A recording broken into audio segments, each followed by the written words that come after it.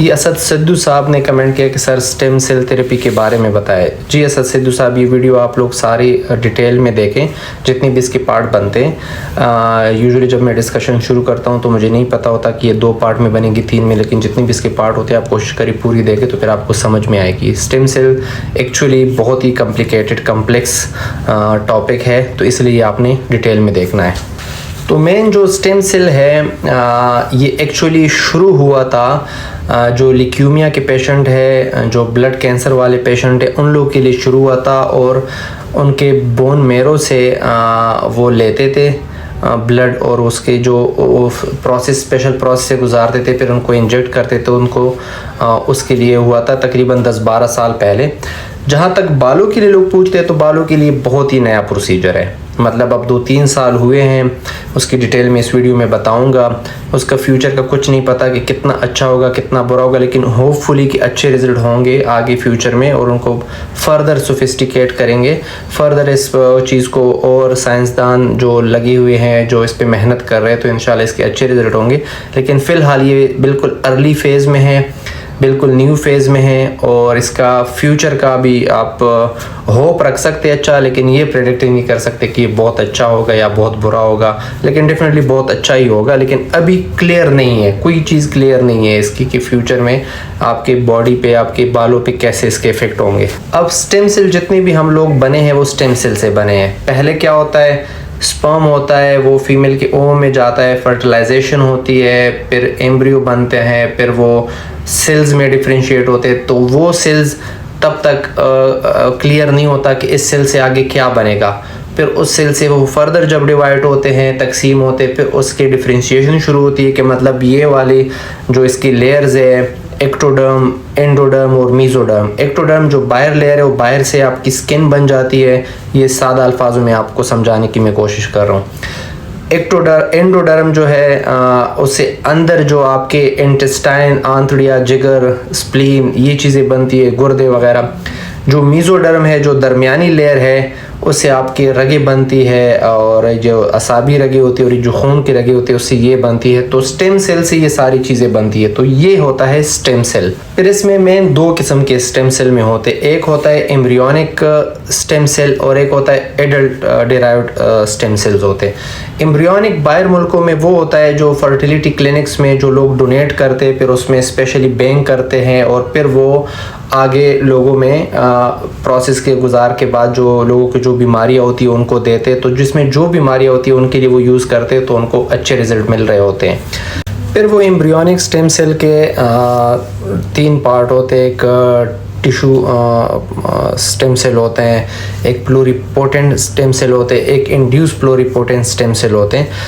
तो pluripotent stem cell का मतलब ये है कि वो अनडिफरेंशिएटेड होता है और आगे चीज़ों में वो डिफाइन होगा कि उससे क्या क्या चीज़ बनी। इंड्यूस जो होते हैं, साइंटिस्ट उनको इंड्यूस्ड करते हैं कि आपने, मतलब उनको गाइड करते हैं किस तरफ से आपने इस तरफ जाना है, ठीक है। तो ये इसकी डिफरेंट होती है। फिर आपको डिटेल में जाएंगे तो बहुत कॉम्प्लिकेटेड हो जाएगी आप लोग के लिए। सिंपल सा आपको ये समझना चाहिए कि आप जब एक तुखम का दाना डालते हो ज़मीन में तो वो छोटा सा दाना होता है, ठीक है। उसको अगर आप स्टेम सेल समझे और उससे जब आप पूरा दरख्त पौधा उगता है, फिर पौधे में पत्ते होते हैं, पल देता है हर किस्म के, कोई एक पल देता है, कोई दूसरा पल देता है, फिर वो लकड़ी भी देता है। तो ये आप स्टेम सेल इस तरफ समझिए। अब स्टेम सेल आपके बॉडी में हर जगह होते हैं, आपके बोन मेरो में होते हैं, आपके फैट्स में होते हैं, आपके स्किन में होते हैं, आपके ब्लड वेसल में होते हैं, हर जगह होते हैं। जो मेन स्टेम सेल होते हैं वो बोन मेरो में होते हैं। वो एक जगह पे कुछ स्टेम सेल एक्टिव होते हैं, हर वक्त जो काम कर रहे होते हैं, बिजी रहते हैं। एक टिश्यू डैमेज हो रहा है उसको चेंज कर रहे हैं, एजिंग प्रोसेस होती है, छोटा बड़ा हो रहा है, बड़ा जवान हो रहा है, जवान बूढ़ा हो रहा है, बूढ़ा और ज़यीफ़ हो रहा है। तो वो सारे स्टेम सेल्स अपना काम कर रहे होते, चेंजेस आ रही होती बॉडी में, जो जो भी आपकी बॉडी का पार्ट है। जिस तरह बालों में 3 फेजेज है, एनाजन, केटाजन, टेलोजन, वो सारे हैं। वो स्टेम सेल अपना काम जारी रखते होते। कुछ स्टेम सेल्स होते हैं जो खामोश खड़े होते हैं, बैठे होते किसी कोने में, जब तक उनको ऑर्डर नहीं मिलता तब तक वो नहीं हिलते।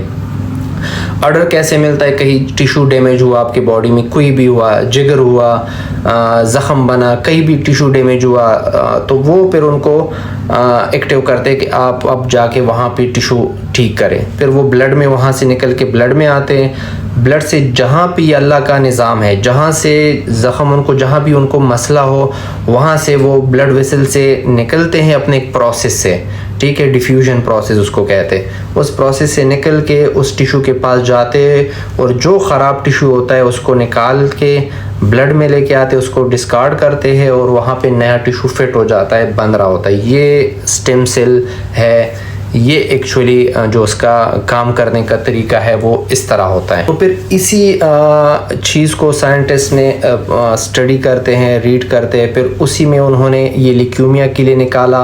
ल्यूकीमिया में होता है आपके ब्लड वेसल में बहुत ज़्यादा ब्लड बन जाता है, ब्लड वेसल सेल्स बन जाते हैं, उस सेल्स को जगह नहीं होती प्लेस करने के लिए, उसमें ये स्टेम सेल डालते हैं, जो फजूल होते हैं उसको बाहर निकाले, जो काम के होते हैं उसको रहने दे। तो ये स्टेम सेल थेरेपी।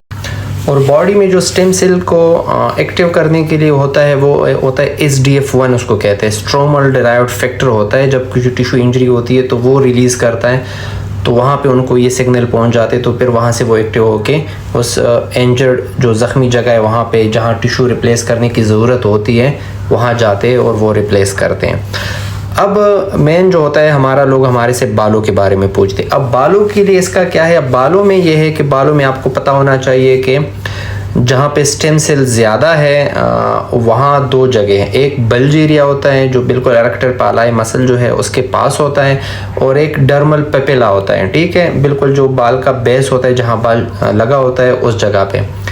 तो उस पर अगर आप सोचे, अगर 100%, तो उसमें अगर आपके पास जवान हेल्दी बंदा है और उसके हेल्दी बाल है, तो उसमें अगर आप समझे कि 100% उसमें स्टेम सेल्स है, तो जिनके फिर बाल थिनिंग होती है और कमज़ोर होते हैं तो उसमें आप समझे कि 50% रह जाते हैं या 50 से कम रहते हैं। तो उसके लिए फिर ये स्टेम सेल थेरेपी आजकल लोग 2-3 साल हो गए कर रहे हैं। यूजुअली आजकल इधर जो मतलब इसमें फैट्स वगैरह भी आप डाल सकते हैं और भी, लेकिन जो कॉमनली हो रहा है, जो लोग उसको जिस तरह प्रमोट कर रहे हैं, वो यहाँ से टिश्यू लेते हैं, ठीक है, वो टिश्यू किसी ख़ास प्रोसेस से गुजारते हैं जिसको हम रिजेनरा कहते थे। सबसे पहले मेरे बॉस ने मेरे ख्याल से पाकिस्तान में शुरू की, जिसके साथ मैं साथ काम करता था 2019 के मिड में। फिर बाद में 2021-22 से अगर आप लोग डेटा उठाए तो उन्होंने लोगों ने शुरू किए। तो उसमें ये होता है कि टिश्यू प्रोसेस करते फिर वही उसको इंजेक्ट करते हैं, ठीक है। तो उसी से वो जो किट उसका होता है, तो वो कहते हैं कि इसमें वो स्टेम सेल उससे निकालते हैं और फिर इसमें डालते। इसका कोई माइक्रोस्कोप नहीं है, कोई टेस्ट नहीं है, बस ये एक आइडिया है और एक ख्याल है, और यहाँ से निकलते हैं और इधर डालते हैं। उसकी कोई 100% रिज़ल्ट नहीं है। अच्छे रिज़ल्ट है, कुछ लोगों को बहुत अच्छे रिज़ल्ट मिलते हैं, कुछ लोगों को नहीं मिलते हैं। इसके कोई साइड इफ़ेक्ट्स नहीं होते। सबसे अच्छी बात ये आपका अपना टिश्यू होता है और आप में इंजेक्ट करते हैं, ठीक है। तो और ये होता है हेयर थिनिंग, जिनके बाल कम होते हैं, पतले होते हैं, वीक होते हैं। PRP से आप समझे कि कोई 8-10 गुना बेहतर है, लेकिन सब के लिए नहीं। कुछ पे PRP शायद इससे अच्छा रिजल्ट अफेक्ट करे, कुछ कम करे, लेकिन 100% नहीं। गंजे लोगों के लिए बिल्कुल भी नहीं है। उस पर पैसे ज़ाया ना करें। जो लोग आपसे पैसे ले रहे हैं वो ज़्यादती कर रहे हैं, उसको नहीं करना चाहिए। लेकिन इसका गंजों के लिए नहीं, थिनिंग के लिए होती है। आधे घंटे 40 मिनट का ये प्रोसीजर होता है। यहाँ से टिश्यू लेते हैं, जिस तरह मैंने बताया, कोई प्रोसेस से गुजार के फिर इधर इंजेक्ट करते हैं वापस। वही डिफरेंट क्लिनिक्स के डिफरेंट रेट होते, 80-90 हज़ार से आजकल शुरू होते, 2 लाख तक होते हैं। तो ये इसके रेंज होती है और इसके कोई साइड इफ़ेक्ट नहीं, और